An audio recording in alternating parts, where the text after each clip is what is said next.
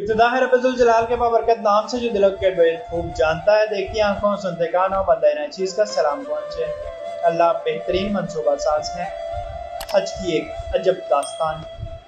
ये शख्स गाना के रिहायशी इंतहाई मुफलिस और बदहाल शहर से दूर दराज किसी गांव में रहता है। कुछ साल पहले एक ड्रोन कैमरा जो किसी तुर्किश न्यूज़ एजेंसी का था वो इसके घर आ गिरा।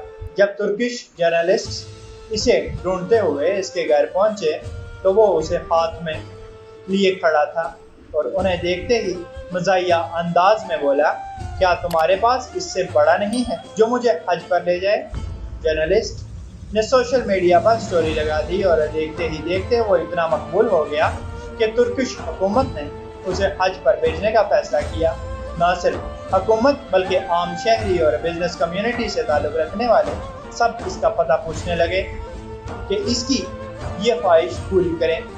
अब कोई नहीं जानता था वो कौन है, उसका क्या नाम है, वो कहाँ रहता है। उसकी खोज में पुलिस ऑफिसर्स निकल पड़े और उसे ढूंढ निकाला। उसका नाम अल हसन अब्दुल्ला था। उसके तमाम इंतजामात किए गए और तुर्क हुकूमत ने उसके तमाम अखराजात उठाए और इस तरह उसकी ख्वाहिश पूरी हुई। दूसरी तस्वीर में खड़े ये बाबा जी मनासिक हज अदा करने के लिए तैयार हैं।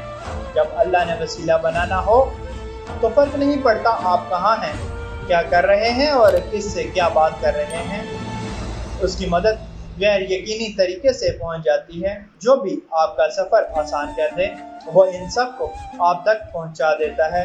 बुलावा आ जाए तो गरीबी आड़े नहीं आती। मतलब ये कि जब वो आपको चुन ले, अपने लिए खास कर ले तो वो कुन फरमा देता है और उसकी सारी हरकत फयकुन के नज़ारे हर तरफ बखेर देती है। अल्लाह पाक समझ की तौफीक अता फरमाए। अल्लाह पाक आसानियाँ हासिल और तकसीम करने का शर्फ अता फरमाए। आमीन। जज़ाकल्लाह।